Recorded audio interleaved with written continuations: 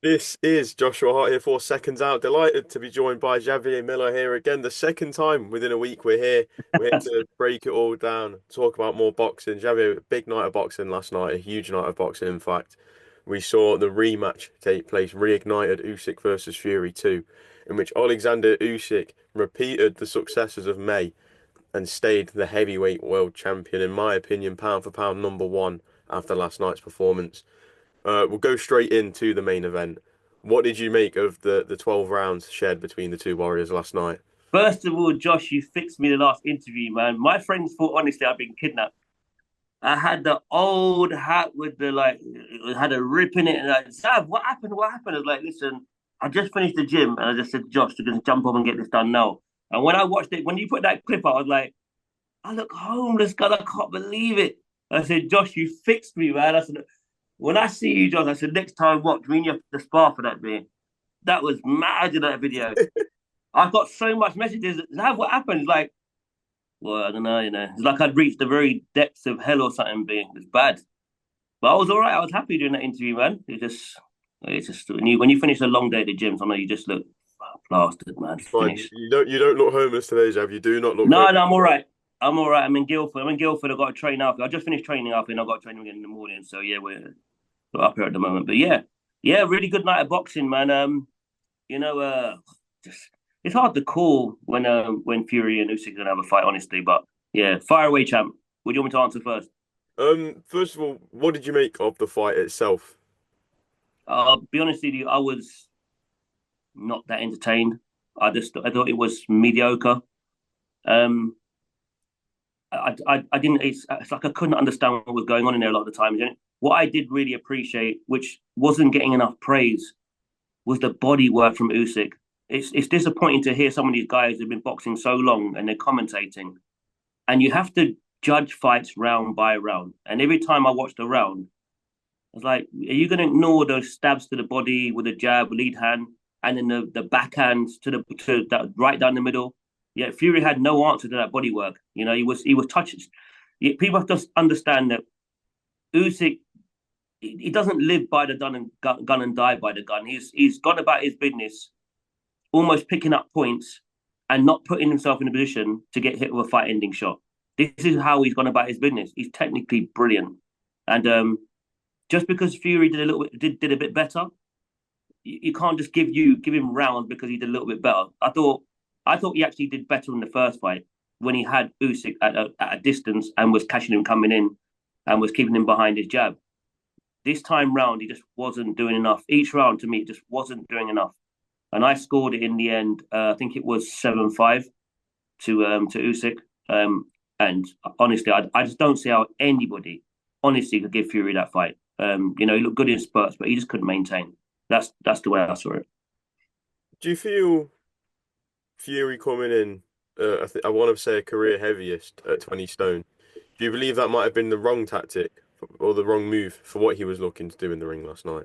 I think it's very hard to state that because there's fights he's come in heavy and then he still looked like he's got his fundamentals. Like, I mean, obviously, I suppose the common sense will tell you he would need his speed to deal with someone like Usyk.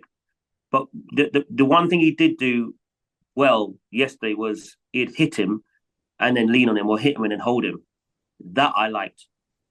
I would have liked him to see him do that more, but then try and boss the fight on the outside. You spent too long reacting to what Usyk was doing. And, a lot of time Usyk was getting off first. When Tyson did take the lead, he was doing quite well, but it was always a case of, like when we did our last interview, I did say it's the last third of the fight I'd worry about with Fury carrying that sort of weight or just being naturally the bigger person. Usyk always looked like he just had a bit more. And the championship rounds, 10, 11, and 12, hard to give Fury one of those. So I thought the scorecards were fair. I definitely thought it was yeah, not 8-4 or 9-3.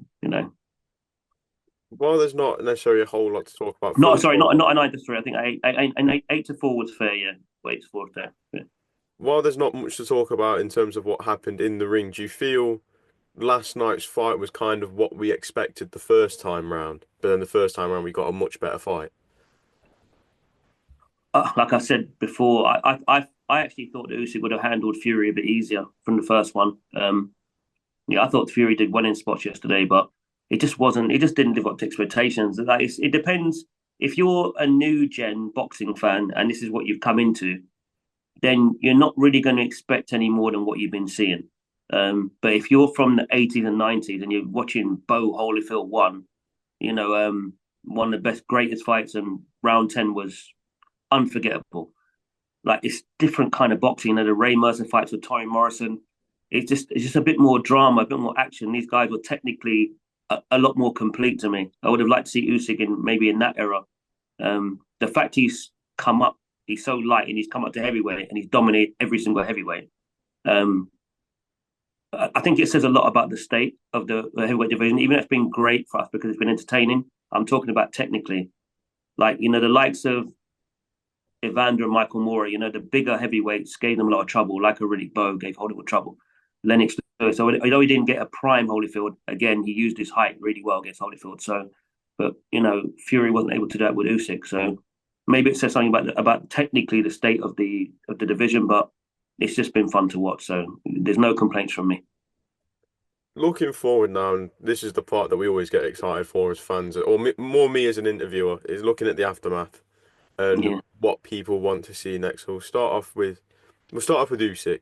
What do you feel if Usyk is to fight again? What fights do you want to see him in? yeah, you took the words out of my mouth. If he's to fight again, I think he should retire. I think he goes down. Obviously, as not just one of the best heavyweights. He goes down one of the best fighters of all time.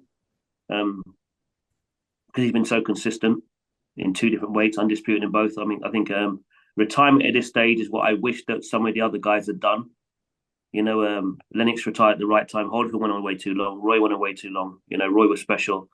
It'd be nice to see him walk away at 37, but I think because of the controversy in the Dubois fight, I think that fight probably interested him more than anything else.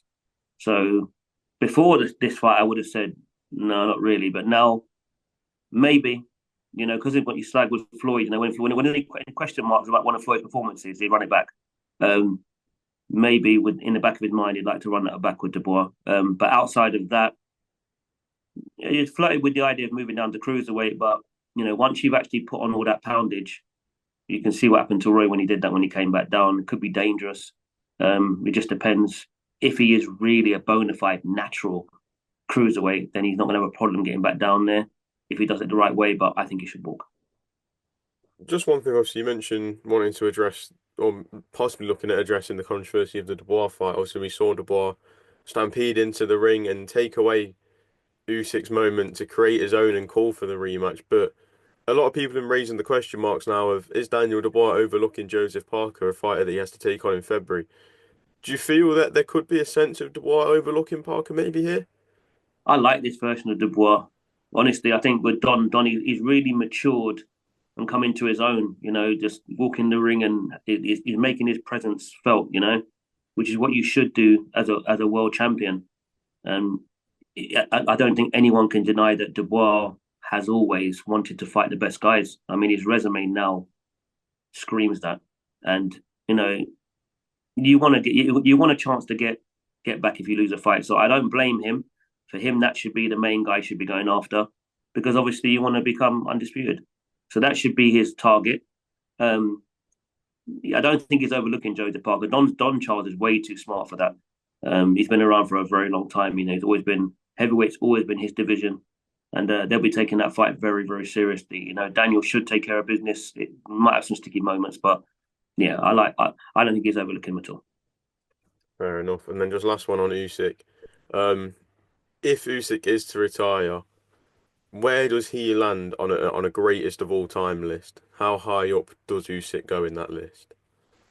I would have him in my top 10. I think I've got two lists. Obviously, your pound for pound greatest fighters of all time, and then you've got your top heavyweights. In the heavyweights, he definitely belongs in the top 20. I think the only thing that anyone can have any question marks about is the caliber of the fighters. It depends how highly you rate them. With Muhammad Ali, there's no question he's number one. In on nearly anybody's list, he's number one. It's simply because you're talking about a prime Joe Frazier. He beat so many guys like in and around him that were in their prime. Sonny Liston was still a very good fighter. Was a great fighter. Sorry, but it's just his resume. With the guys that he beat. Michael Spinks. Leon Spinks. He's just been special. And it's how many Hall of Famers has Ali beaten. He's beaten so many. With Usyk, it just depends how highly you rank the guys he's beat. In the landscape of pound for pound all time fighters. But for me personally, I put him in there. I think he's definitely in the top 10, 15 greatest heavyweights. He would have given a lot of people a lot of trouble. He just would have been a lot more interesting against the guys from the 70s, 80s, and 90s. But you can only beat who's in and around you. So yeah, he's definitely on the pound for pound, like top 20 for me, and in the top 15 for heavyweights. And then looking at the future for Tyson Fury, again, a lot of question marks. When asked at the post-fight press conference last night, will he fight again? He said he might do, he might not. What do you believe Tyson Fury should do in the position that he's in right now? Again, outstanding career. There's no shame in losing to this guy. It's almost like in every era, there's always someone who is just outstanding. You couldn't beat Roy in his prime. You couldn't beat Floyd in his prime. It's just the way it goes sometimes. Just like you come against the guy. It's not that he's lost a step. It's irritating that people actually like thinking that that's the reason. He hasn't lost a step, because if you ask like the boxing fans, Fury beat this fighter. Most people are going to pick Fury against nearly anybody. You just couldn't beat Usyk. It's okay. It's okay. It's just the way it goes in boxing. It doesn't mean there's not other great fights to make. Fury beat Dubois is fun. There's still a lot more fights that he can have. And you'd have to favour him against most of those guys. Fury beat Joshua, massive over here Wembley Stadium. Still a massive fight, just because the two guys lost to Usyk. Like, your career doesn't stop when you lose to one of these guys. There's still guys in and around that you can fight. You could continue building your legacy. And it's this fallacy that you're going to retire undefeated. These guys have all the greats have got losses. They all had them. Ali had losses. Sugar Ray Leonard had losses. It's just every now and then you might get a Floyd, who retired undefeated. But you put Floyd in with a prime Shea Mosley at lightweight, might have seen something different. You might not have got the nod on another day in the first Castillo fight. You might not have. I still had Castillo winning that first fight, by a round. A draw I couldn't argue with, but not for him to lose his belt. So no shame in it. No shame. Obviously, we mentioned the Anthony Joshua fight. It's a fight that I think everyone's going to be screaming for now. Yeah, definitely. Like we're at a perfect time. But one thing is, obviously, we've seen this fight tried to get made too many times now. Do you feel if we don't see this fight in 2025, then we won't see it at all? I would be more disappointed for Joshua if he doesn't get that fight, because you didn't get the Wilder fight. And if you don't get the Fury fight, we've got a problem. You need to beat all the top guys in your era. It's the same kind of conversation we're having around Tank. You need to fight the other guys in and around you. Fury's box Wilder and Usyk. Joshua, he needs that Fury fight. He does need it. I don't know if he's how much he's got left or how much desire he has in boxing, but I think it's a good fight for both guys. And after that fight, then maybe walk. But I think Fury could walk right now. I would like to see Joshua have, one more shot. I think Fury. I think they've both done enough. They both fought enough good guys, but I would just like to see Joshua fight one more elite guy, and that would be Fury. Who do you believe comes out on top between Anthony Joshua and Tyson Fury? Too hard to call at this stage in their careers. Fury. They both, the good thing about both of them, they're both vulnerable. They both. Joshua obviously is a lot more heavy-handed, but Fury's proven he can get up from a knockdown. How many times? I would say both guys. I would say particularly Fury. It's not so much he's got the best chin. He's got very good recovery powers. We've seen Joshua get up from a monstrous shot against Klitschko. Both guys are showing their careers they can do that. So yeah, I'd still like to see the fight. But honestly, I couldn't at this stage. I'll have to wait. I'll have to wait till it gets made to seriously think about how that fight would go. Well, we'll move on to look at the undercard. I think we're gonna have to start off with the chief support of the evening, 19-year-old Moses Itauma, in a big step up against Demsey McKean. And wow, what a performance! I think it was one that left boxing fans speechless when they saw it. What was your reaction when we saw Moses Itauma decimate Demsey McKean in one round? It kind of went how with our last interview. I said that it would be a timer very early. If he gets past 4 or 5 rounds, then obviously Dempsey's experience would be interesting, just because it's a place he hadn't been to. He looks really good. His punch picking, his accuracy, and it's more the speed and his accuracy more than the power. He just finds the button. He just looks very, at 19 looks very, very good. Demsey, I did not like the way he started that fight. He came up from the corner and he was so straight up, and his arms were in a very strange position. I don't know if that's how he's fought before, but he just looked. It's almost like the occasion got the better of him. He just didn't look right in there. It's just like you can't come out in the first round and look that open. No, I don't know. I didn't like the way he looked at all. And Moses was just explosive, man. Yeah, really excited about him. What do you want to see next for Moses Itauma? I would say fight more guys in and around what he's been fighting. I think they've been very, very smart with the Demsey McKeans and the Maris Wax of the world. Everybody's allowed a building process. Everybody, no matter how good they look, you have to be able to build. Just so when you get to the top, you're ready. My only thing is that every time they seem to rush one of these guys, they do hit their target. They do become world champions. But once you get there, you have to fight the other guys in and around your division.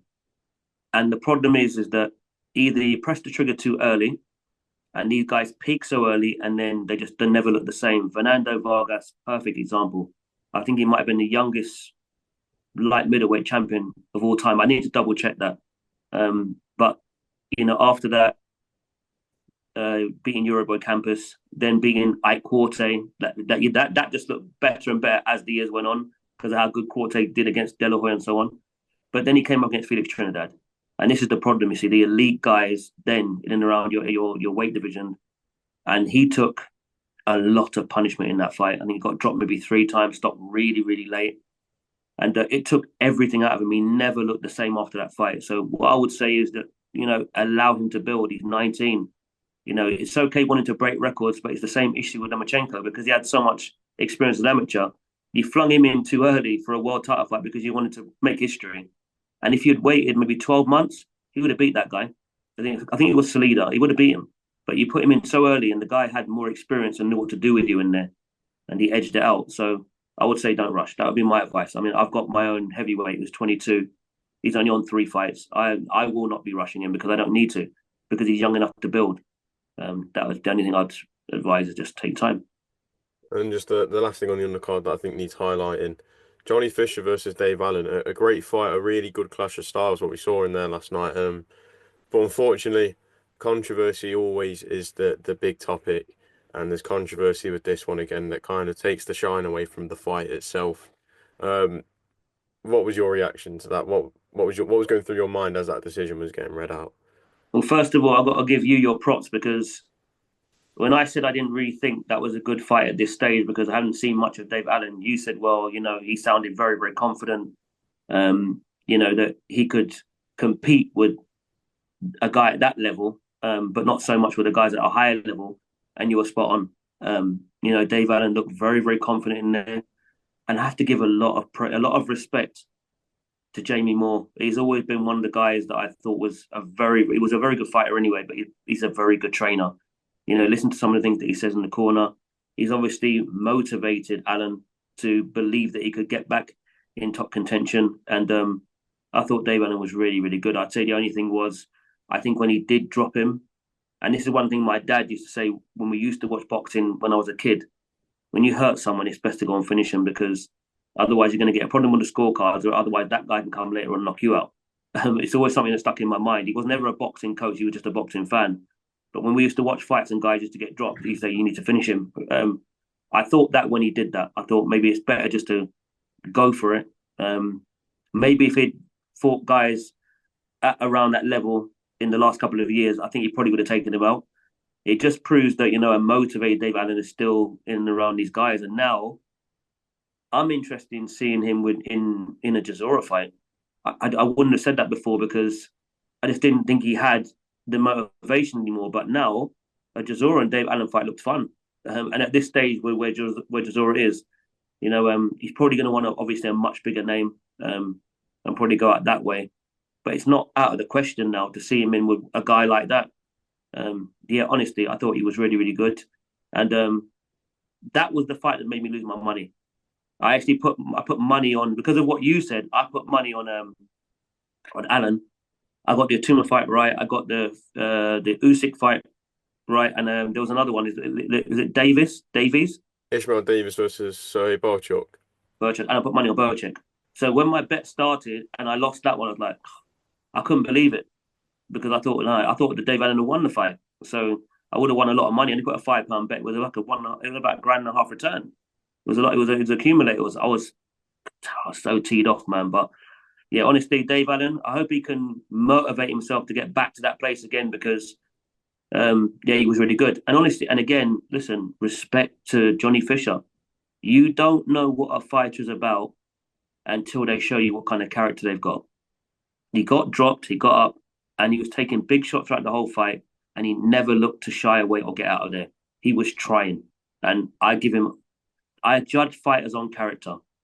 What they do when you're in a awful situation, getting dropped for the first time or getting hurt. Knowing what to do to get through it. You've got experienced corner, so they know what to do to get him out of trouble. So yeah, honestly, probably the best fight of the part, wasn't it? I suppose. Absolutely. Well, Jamie, I'm going to leave it there. Thank you very much for your time. Always a You're pleasure. welcome, champ. Yeah, we'll catch up again very Take care. soon. Respect, brother. Take care.